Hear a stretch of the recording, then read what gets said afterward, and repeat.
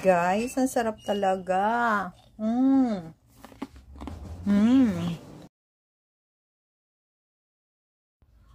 Hey guys, welcome back to my channel and this is Ellen. Mag-aadobo tayo ng mani. May order na naman. Medyo madami-dami na tong nagiging order ko ngayon. Kaya may 2 kilong mani ako. Ayan. Yung hubad siya. Tapos meron tayong bawang. 5 bawang ang ating gagamitin. Huhubaran natin yan. Tapos i-slice natin. So if you wanna learn this, just keep on watching. Guys, huhugasan muna natin yung ating mani. So, bali 2 kilo to. Hugasan muna natin siya sa malamig na tubig. At the same time, nagpapakulo na ako ng tubig.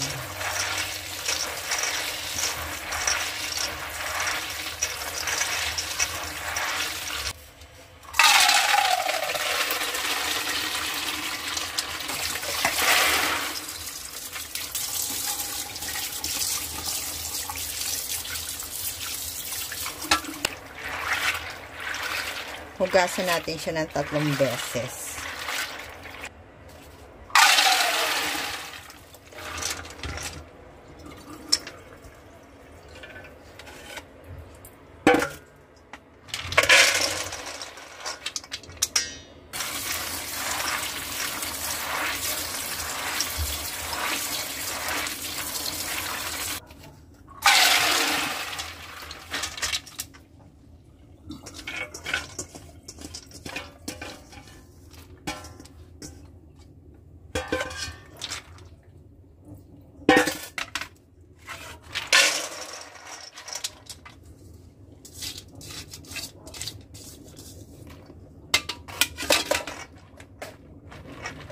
So guys, ayan na yung ating mani. Nahugasan na ng 3 beses.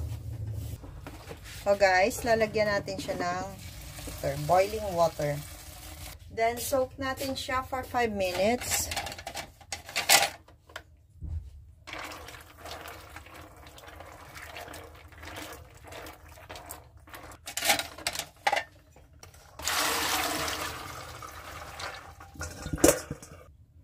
Patutuluin lang natin siya habang naghihiwa tayo ng bawang. Hey guys, eto na yung 5 nating bawang. Nabalatan ko na. Ngayon, i-slice ko na lang siya ng maninipis. Hiwain lang natin ng maninipis.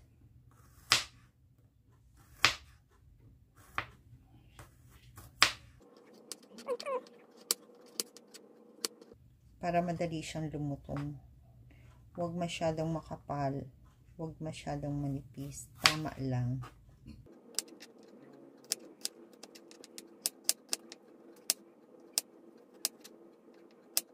Okay guys, mag-start na tayo magluto. And guys, gagamit tayo ng maliit na talyase para isang lutuan lang. Sayang kasi yung sayang ang gas. So, tuyo na yung ating kawali. Lagyan natin ng oil.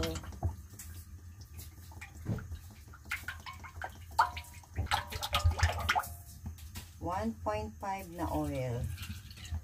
Tapos, dagdagan natin yung ginamit kahapon.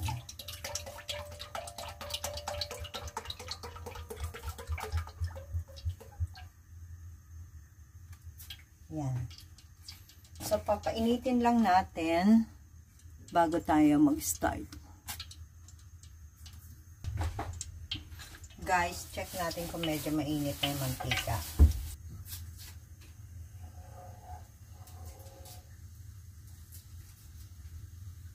And guys, pwede na natin siyang ilagay. Unti-unti lang ang lagay ha.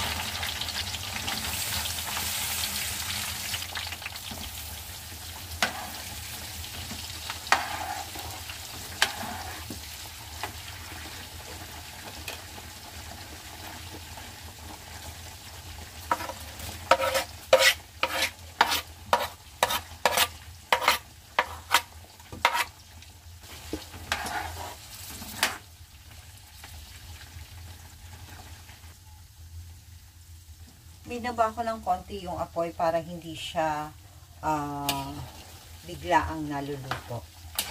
Okay lang yan, ganyan. Eto guys, ano yung indication nito na pwede mo na siyang tanggalin or luto na siya is pag brown na yung bawang. Huwag na natin sunugin yung bawang ha, kasi pag nag-brown yung bawang, tapos pag nag-brown yung bawang, tapos inintay mo pa siya na medyo mag-brown pa ng gusto, mapait na yon. Kasi habang lumalamig, naluluto pa yung ating bawang. Nakapag-upload na ako nito dati pa kaya lang na-restrict siya, so dinilit ko na lang, then ayan, upload ulit. Ang sarap lang nito pag ito niluluto mo sa loob ng bahay nyo. Ang bango-bango. Ganyan yung tamang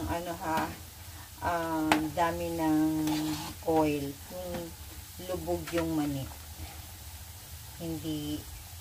Pero hindi siya lubog na lubog. Yung tama lang. Halos umangat lang ng eto. Ganyan lang siya kaangat sa ating mani. Tapos, palagi lang siyang hahaluin para hindi nasusunog yung ating mani na nasa ilalim. Pero yan is nasa medium-low fire lang yung kanyang apoy. Guys, habang iniintay natin maluto, magkikwento lang ako ng konti.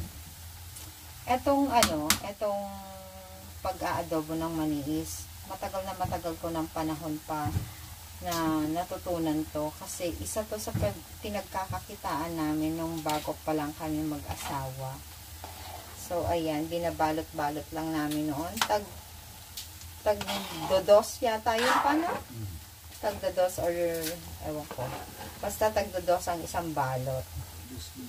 Tapos dinadala namin, pinapasok namin yun sa pabrika kahit bawal. Tapos yun binibenta namin. Yun, pautang pa yun. Yun ang ginagawa ko noon, pandagdag. Ewan ko ba, kahit naman hindi ganun kahirap yung buhay namin noon. Mahirap siya, pero hindi ganun kahirap talaga kasi dalawa naman kami nagtatrabaho. Tapos wala pa kaming anak noon. Tapos yun. Mahilig lang talaga ako magtinda-tinda kasi ang lola ko noon at saka ang nanay ko lagi akong inuutusan magtinda. Ang lola ko noon, pag merong baylihan sa sa court, nagluluto yun ng mani, yung may balat, tapos ginigisa sa may buhangin, sinasangag sa may buhangin, tapos babalutin niya sa papel, yung tatsulok, tapos ipapaano pa yon, papabenta niya sa akin doon. Tapos ako naman, since sa probinsya wala namang ilaw ang kalsada, pag maliwanag ang buwan, tumatakbo ko kasi nahabol ako ng buwan. Tapos ang nanay ko naman, nung kinuha na nila ako from probinsya to Pasay, naglalaga naman siya ng saging sa umaga o kaya kamote.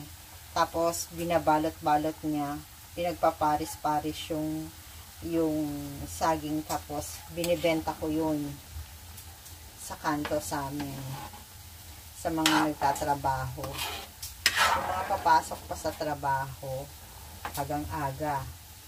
Yun, kaya ayan, sanay ako na nagtitinda-tinda.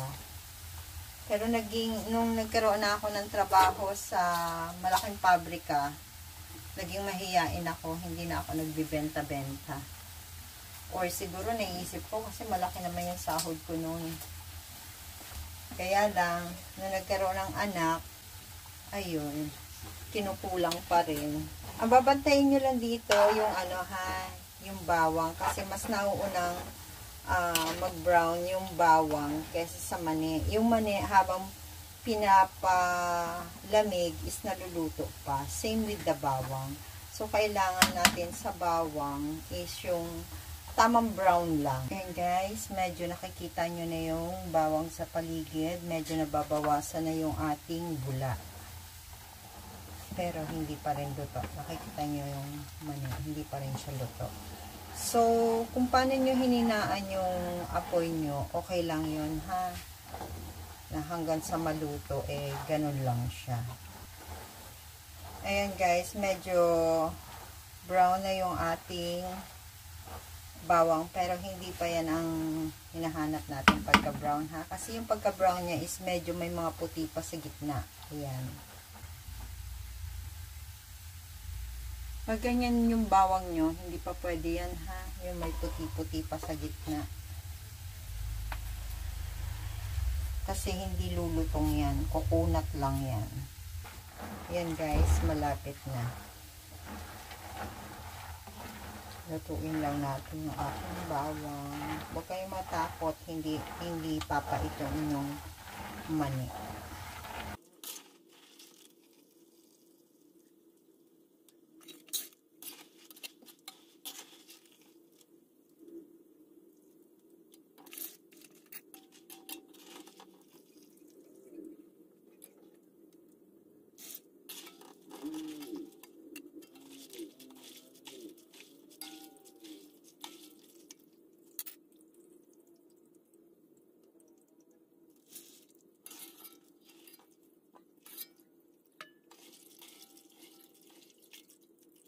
Ayan guys, pwede nyo pa magamit yung inyong mantika next time na magluluto tayo ng mani. So guys, ayan na yung ating mani. Right? Wait lang, salin natin ng lalagyan.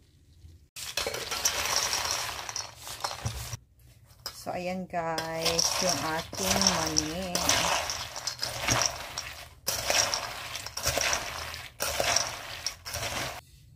Lagyan lang natin ng asin. Ganyan lang karami. Lagyan lang natin ang Ajinomoto.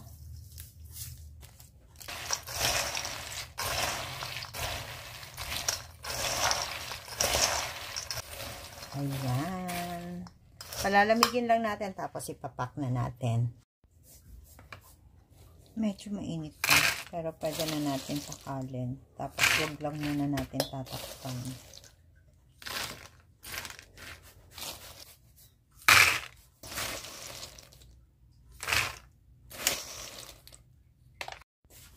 Hey guys, sa 2 kilong mani, nakagawa ako ng 12 tubs na 165 grams each. Tapos may natira pa ako rito, siguro mga 1 tub pa to. Kaya lang kasi kulang na yung tub ko. So, akin na lang to. Guys, oh. Ito yung bawang. Yan. Yung bawang. Tapos yung mani naman. Huwag ko yung lutong.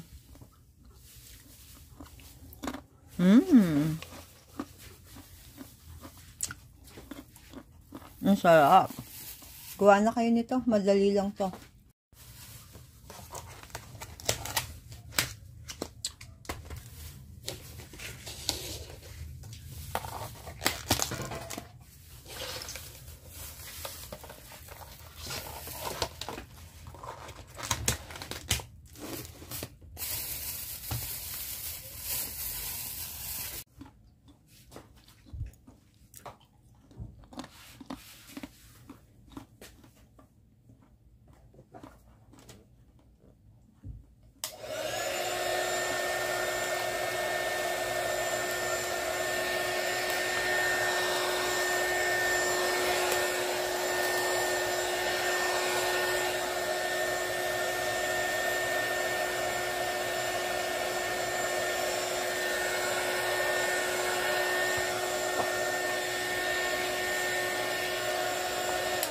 Sa Orange Shop ko lang po ito nabili. Mura lang po ito. Ito din po. Sa Orange Shop ko ito nabili. Ito dito lang po sa baking store yung tub. Madali lang naman mabili to. Pero yung mga ganito, lapin nyo na lang sa Orange Shop. Gawa na kayo ganito guys. Para one to sawa talaga. Kasi ang mahal nito pag mabe-20-20 kayo. This one ang benta ko is 40. Lagyan lang natin siya ng logo.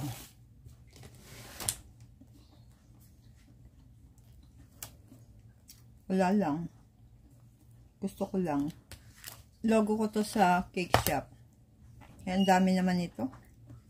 Lagay na lang natin dito. Total ako naman ang may gawa. Actually guys, pambahay lang talaga to. Sa amin lang talaga. Kasi mahilig kami sa adobong mani. Nalaglag yung pusa. Kaso, nung dinala ng mister ko sa school nila, maraming nagkaibig. Kaya, ayan. Pwede ko, kung pwede daw bumili.